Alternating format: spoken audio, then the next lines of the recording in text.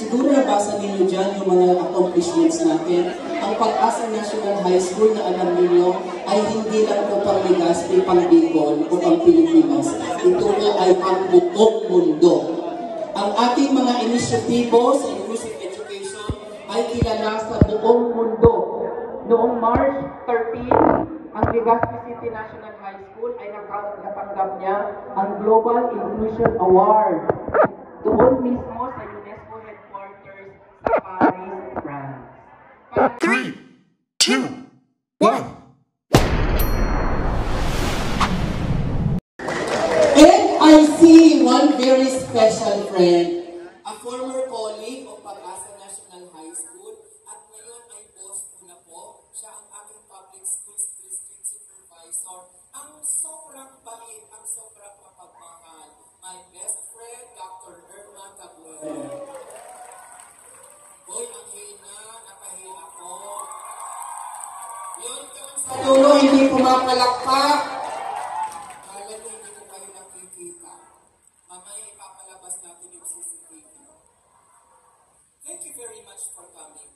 And in brief, I would like to share with you how far we have gone as a school and as a community. Siguro nabasa ninyo dyan yung mga accomplishments natin. Ang Pag-asa National High School na alam ninyo ay hindi lang po pang Legazpi, pang Bicol o pang Pilipinas. Ito po ay pang buong mundo. Ang ating mga inisyatibo sa inclusive education ay kilala sa buong mundo. Noong March 13, ang Legazpi City National High School ay natanggap niya ang Global Inclusion Award. Doon mismo sa UNESCO headquarters sa Paris, France. Palakpakan natin ang Legazpi City National High School. At ito ay dahilan sa inyo, sa inyong tulong, sa inyong inspirasyon at sa pagpupursige ng mga colleagues namin, ng mga alumni, ng aming mga boss, mga PSDS, SDS at marami pang iba. Sana bumalik ulit kayo anytime. Bukas ang gate. Kung sarado, batuhin nyo lang, baka tulog ang gwardiya. At gusto ko kunin ang pagkakataon na ito na pasalamatan. Tumayo nga ang batch 96. Sila po ang kauna-unahang batch na nag-donate po sa ating paaralan. Sana lumaki pa ang ating homecoming po kahit taon-taon. Ako po ay hindi naman humingi sa inyo ng tulong, subalit isinisigaw po sa inyong lahat na ang batch 1996 ang kauna-unahang batch na nag-donate sa mga kailangan ng school. Marami pa po kaming kailangan.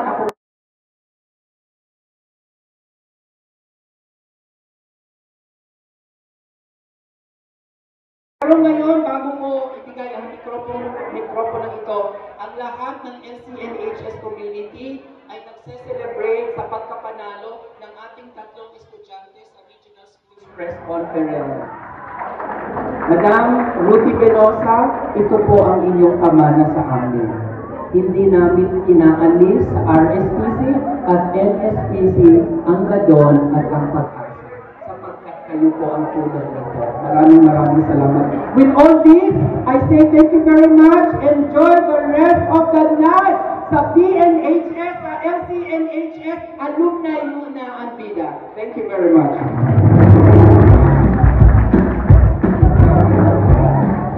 Again, let's give him a big round of applause. Dr. Jeremy A. Cruz. Thank you, sir.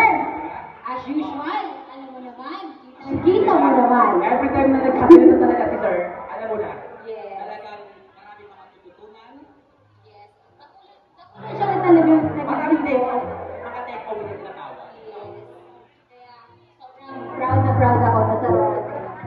Lalo na yung importance ng pag-establish na Alumni Association. Thank you very much. Ate talaga yun. Nagbawa dahil sa iyo, walang kita gathering. Thank you sa pag-iirinig. And importante rin yung sinabi na kanina na we hold events like this because we want to reconnect. We want to see each other. We want to all our fellow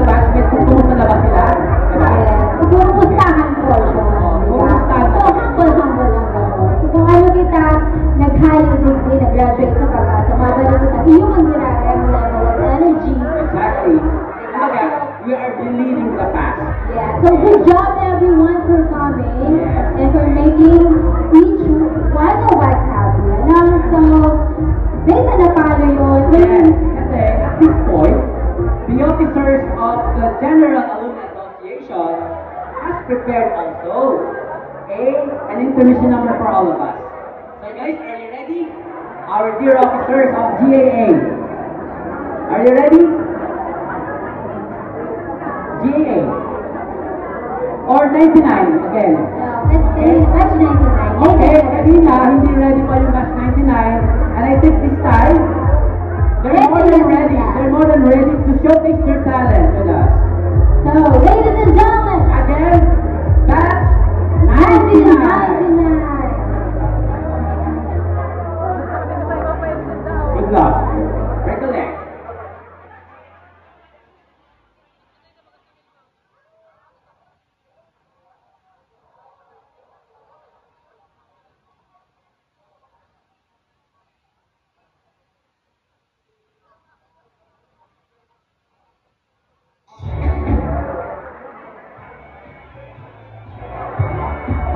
Palakpakan mo dyan.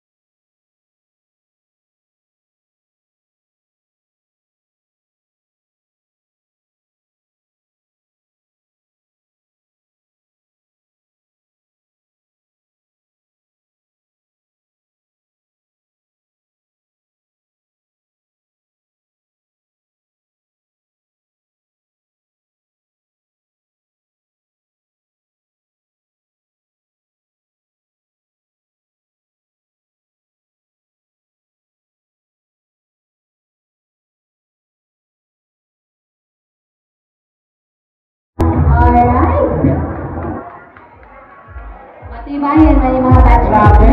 Nakaka-proud naman ang batch namin. Ay, imagine, mag-arado pa ng gulog ko, ah. Spare dance to the highest. Dahil ka mo aning kudal-kudal ka. Alam ba yun? Yun naman modern version ng spare dance. Perfect ito. Maganda talaga natin. Kakaibang dance step. Kakaiba talaga ang dance steps ng batch 99. Walang Gusto ko nagbago nga rin talaga. bumalik ni Belinda, oh. Sarap pa na. Actually, step na din yung Oriol siya. Di ba na-Oriol ka dati? Diba?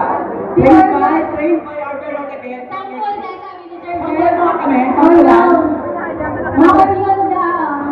Oh, yeah. Thank you, Lenny. Okay. Thank you, batch 99 for that presentation. Well, at this point, we'd like to call on Sir Julius Espadero, batch 1997, to introduce to us our guest of honor. Please give a big round of applause.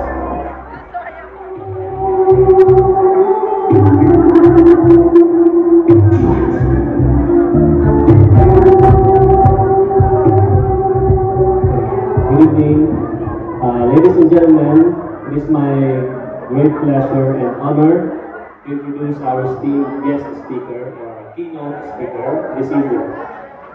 stands as a testament to dedication and excellence in her field. Single-minded in her pursuit to service and knowledge, she has carved a path marked by remarkable achievements. From her formative years, she exhibited a passion for learning, completing her elementary education at Ibanong Central School in 1998 as an honorable mention, followed by a triumphant graduation from Pag-asa National High School in 2002 as class valedictorian. Her academic journey reached its high point with a conferral of a bachelor in secondary education, major in English, cum laude, at Bicol University College of Education in 2006, where she proved her spirit as an exemplary student. Fearless by the boundaries of knowledge, she embarked on a new chapter, pursuing a Juris Doctor degree at University of Santo Tomas in Legazpi, formerly known as Aquinas University of Legazpi. Her dedication and diligence culminated in a momentous achievement when she passed the 2015 Philippine Bar Examinations administered by the Supreme Court of the Philippines, solidifying her place in the legal fraternity. Her professional journey has been characterized by unwavering commitment to public service.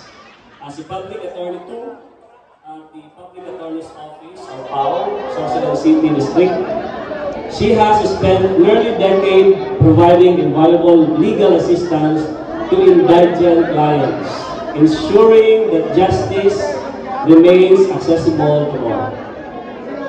But of course, prior to her tenure at PAO, she honed her skills as an educator, imparting knowledge as high school English teacher at St. Agnes Academy and as a part-time professional lecturer at Bicol University. Throughout her illustrious career, she has not only excelled in her professional endeavors, but also dedicated herself to the development of others, an active youth leader, team building facilitator, and resource speaker in various seminars. You introduced me as single. O yung meet po. Ang batch 1999 sa mga opisyales ng General Alumni Association na pinangungunahan ni Mr.